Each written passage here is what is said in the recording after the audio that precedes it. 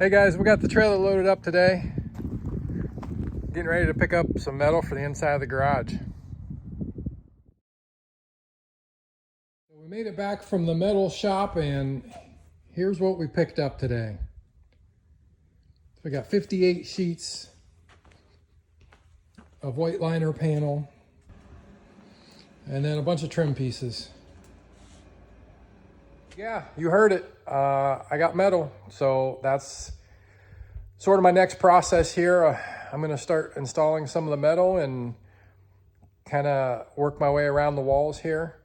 But before I get into that, let me show you where I ended up with the wall girts and the insulation.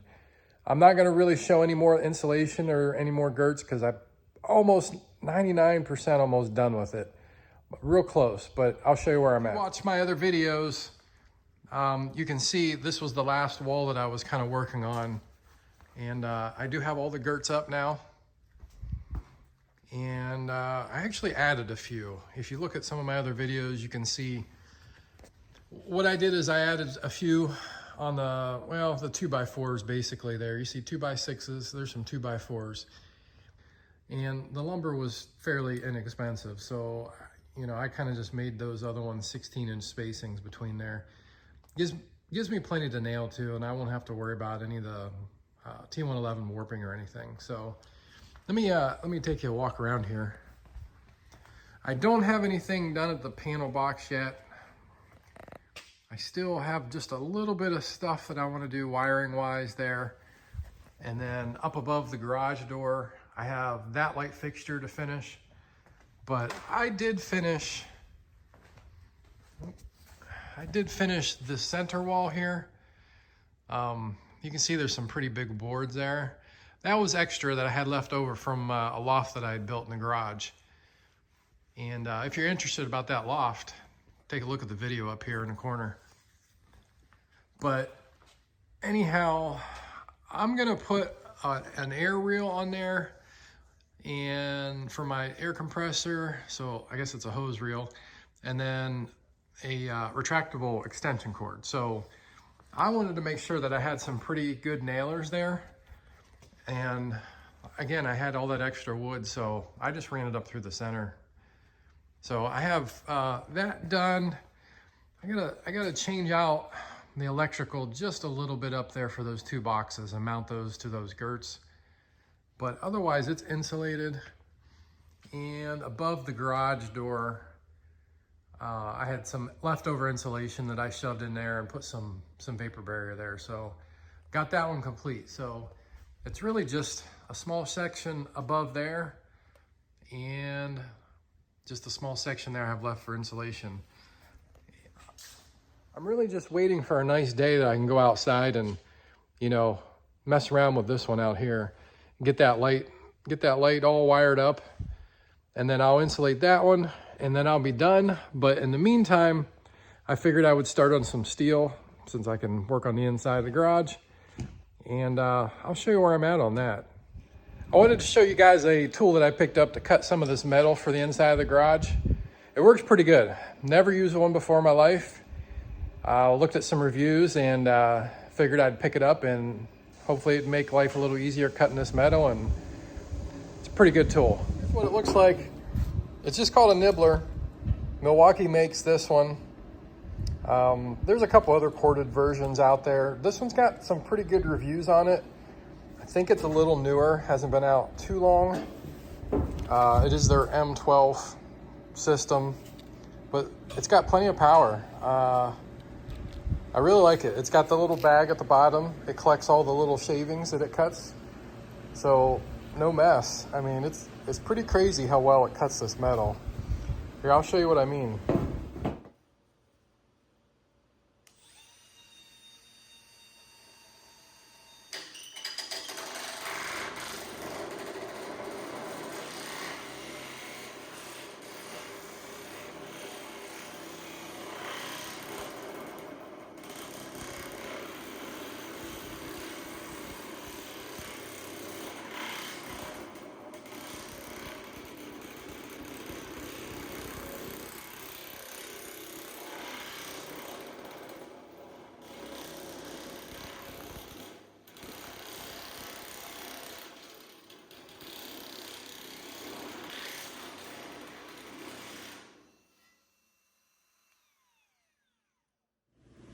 pretty crazy how fast that thing can cut.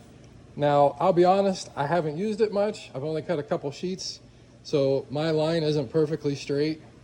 Still working on it. You can see my pencil mark there, but a pretty smooth edge. That's the thing. Like I can't catch my finger on anything sharp, you know. And this is all going to be tucked up in a J channel. I got a little bit of room to play with, so even if I'm off, you know, 1/8 of an inch or so, it's not going to matter. And to get a pretty straight line, if you look back, that's pretty darn good. Again, here's my pile of steel here. Those are some, I call them templates, but they have the holes pre-drilled so that I can match them all up, everything's straight. And then take a look above the loft. I got half the loft done. And then I'm kind of working down this other wall at the moment, just because it was a little quicker and easier. But you can kind of see where I have that done. So you should be able to kind of tell what I'm going for here. I have it split. And then the bottom of this lip right here, I'm gonna tuck up that T111 up in there. And so it'll be, bottom half will be that T111. So that's where I'm at. For you guys interested in the process, just to put one of these panels up, I'll show you what I'm doing. I'm no expert by any means. Never done metal before, so I'm learning as I go. And yeah, I've made a few mistakes already, but it's not bad to work with.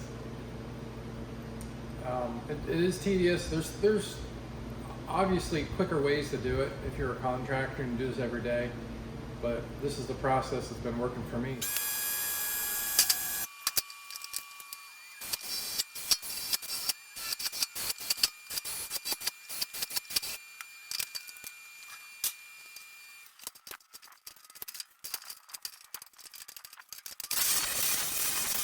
So now that I got the metal cut to size, I got all the holes drilled. All I gotta do is go hang it up. I'll show you.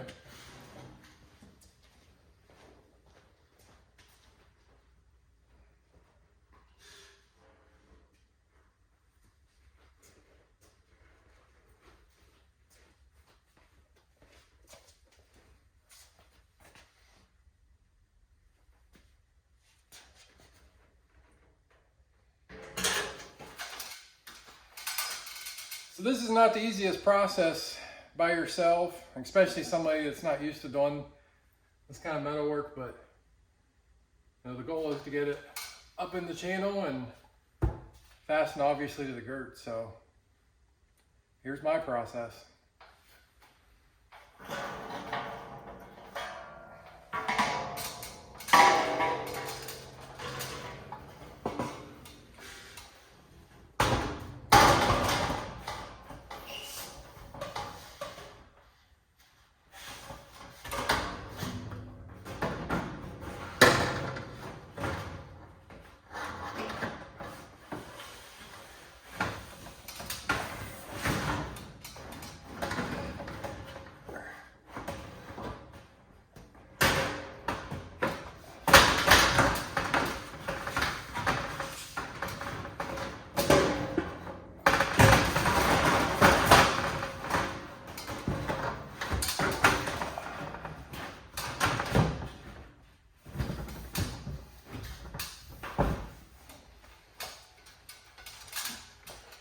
You can see that wasn't the easiest.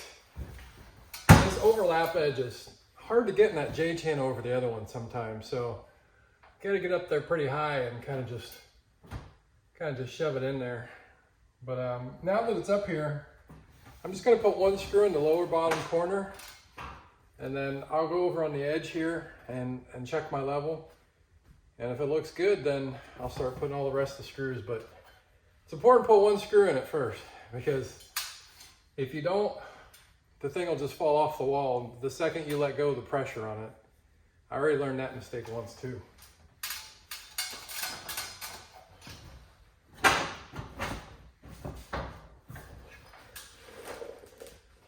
You guys might not be able to see this, but again, I'm just putting the first bottom screw in.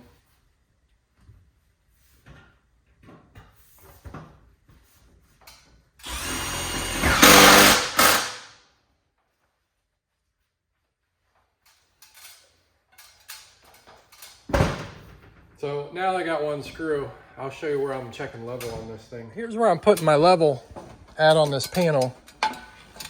I just have it on the finished edge. It's hard to see there with the shadows, but it's the finished edge of the metal.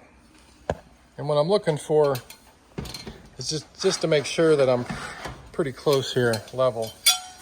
And these panels stretch a little bit too. You can kind of see, because I only have one screw in there. So I kind of press that down.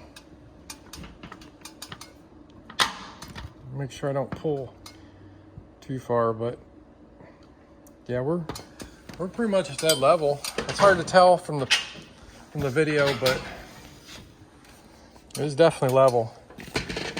What I like to do I put this bottom panel, or the bottom of the panel I fasten first, I should say.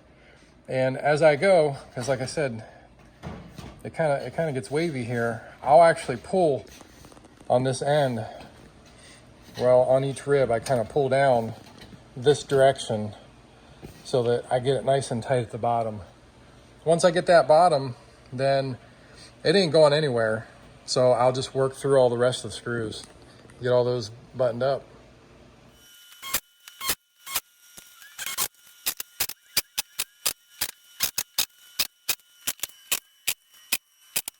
So there you go, little by little, piece by piece, I'm getting the wall done.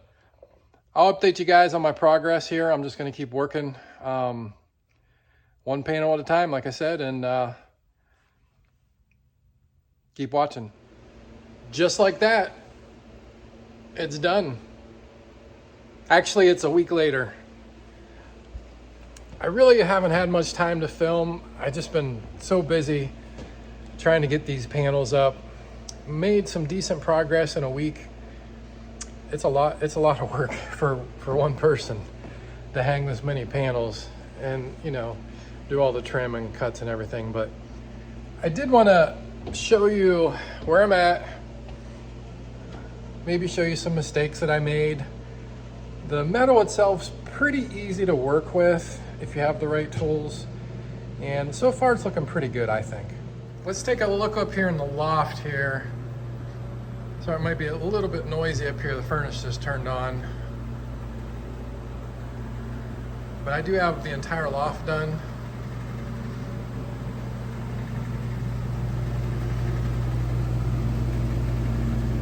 You can see I got even around the pipes, the exhaust. That last panel in that corner, that was a tough one. There's just, you know, cutting those holes and everything, get everything to line up. It was real tough, but I did end up getting that cut. It looks pretty clean. If you can see on the other side here, I have a switch for the furnace and an outlet. I still got to get some covers. I did add one other outlet up here while I had the walls open. So I put one more outlet there just in case I needed any electric up here. But overall, it's looking pretty good up here. So I have this entire wall done now. That's kind of where I left the video off. I kind of finished it and then went back and did the loft itself. These straight panels where there's not a lot to cut around, they go quick. Even if I am cutting them down a little bit, that doesn't take long at all. It's just anytime you get to either a corner or any obstacles, it's just fixtures, whatever it might be, it just takes a while to cut around. So I teed off my gas line when I put it in. So there's my 1-inch stubbed out of there. I had to cut around that a little bit. I think that turned out pretty good. And then up here in the top, I got one piece right there I still have yet to do. I don't want to cut a full piece. I'm waiting to see if I have any leftovers that'll fit that one before I go and cut anything. But that was one of the trickier ones. And some of it had to do with lining the ribs up on the ceiling, as well as cutting around all the hardware. You know, the center support for the springs, the top of the tracks. I'm no expert at this by any means, so I kind of cheated a little bit. I got a couple double J's in places, and you can see up here, this was a really hard piece, like I said, right here in the center. You get it to focus. There we go. But that was a hard one, and you can see I have an extra rib up there. And actually you have to come in one direction with a slot and then come in another direction with a slot. And then I stuck just a piece of metal up there in between, and it seemed to all work out. It's kind of hard to explain, but basically all I ended up was having an extra rib, which is no big deal. It's straight up there on top of the ceiling. But I was able to cut around that way. And you come back over this way. I got this piece here done in the center. That was a real hard one as well. A lot of holes. Got 2 receptacles, wires coming out, the garage opener. I didn't take it all the way down, but I definitely had to move it quite a bit out of the road so I could get some space behind there and work. And then if you can see, I got all the wires tucked out through a rubber grommet for the garage opener, so they're all concealed. Same thing with that lock mechanism, it's all concealed as well. And then that's just my extra wires for another garage opener when I get to it. So here's where I'm at today. I'm just working above the garage door over here. I have it insulated now. I have all the trim on there. Oh, one thing, if you look, is that tension sensor there. So that's what this garage door opener requires. It senses any slack on that cable and shuts off for any reason. Well, I mimic that on the other side as well. I don't know if that's the same exact model I'll go with, but I have it cut out, and it's so much easier having a flat piece of wood already there. You can mount that tension sensor, and they're pretty specific about how far out it has to go and everything. So I wanted to mimic that on the other side, so I'm good there. And then any of that exposed wood, I can always paint that, and you can see it's up above the garage door a little bit. That's just due to clearance. You have to have clearance when that thing opens, and it opens perfectly. I have maybe an inch of clearance when that door opens, and then of course it gets much wider as it goes up the track. But I got that trimmed out pretty good. Like I said, I'll paint that later, blend it in. So I'm gonna work on this piece next, and then this is my next piece. I gotta still insulate this section right in here. I have one other conduit I'm gonna shove up through into the attic just in case I ever need it. But once I get that part done, then it's really just doing this long wall that's left. And that'll go real quick. There's only one receptacle up here that I have to cut out for. And that's kind of just for like another garage door opener. That's why it's up so high right now. So I'll cut out for that, and then it's gonna take a while, but I will cut around the opening, or all the hardware, I guess, on this side. So that'll take a while, but that'll be my final section as I work my way down. I wanted to kind of go over just, I guess, my mistake, but this was the only panel that I messed up on, and I didn't line the ribs up there. I had an extra piece from some other ones. I'm like, oh, that'll fit perfect. I cut it, put it up there, mounted everything, and then realized that the ribs don't match up. If I have an extra piece left over, I may go in and fix that. The problem is how I have the J's. So I have the J's, just one J in that corner, which looks really nice. But I don't know if I can get that to match up with that rib. It's very difficult on some of these corner pieces. I mean, if I do, I may have to take that piece out. There's a small piece right here. It's hard to see. I have to take that one out, recut it, and then have to take that J and flip it the other direction. That's why I haven't done it yet, because I mean, it's one piece. That's the only section that I messed up on. Everything else lines up, and it's a small little section, so I haven't decided yet if I want to do that. I probably will if I have extra, but Just something to note. Always look at those ribs on the top if you're trying to line them up. And I got carried away and did not even realize it.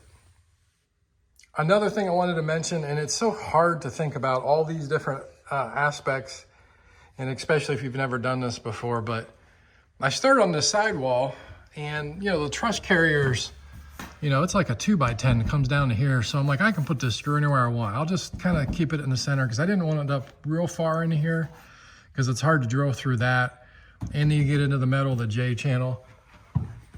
It's not impossible. It goes pretty quick, but I don't know. I wanted to drop it down.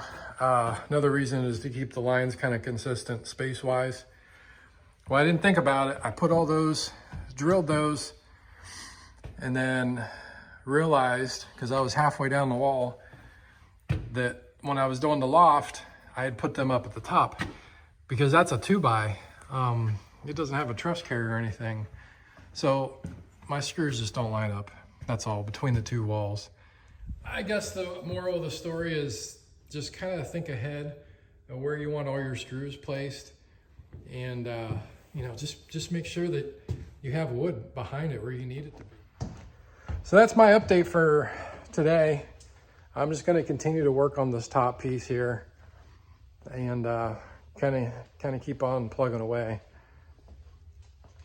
So I'll keep you guys updated as I go, and it's probably, I imagine it's going to take me another 2 weeks, you know, and that's just, you know, doing it in my spare time in the evenings and whatnot. But I know, you know, there's some weekends I can't get out here and work on it. So that's why it's taking me a little bit longer. I'm going to end this video here, and on the next one, we'll pick up and I'll show you the updated progress. And I hope to be pretty far down on this wall, if not almost done or complete. It'd be nice to be complete. I just, you know, kind of showing you some of the tips and some of the little things that I ran into as I go along, and hopefully it helps somebody.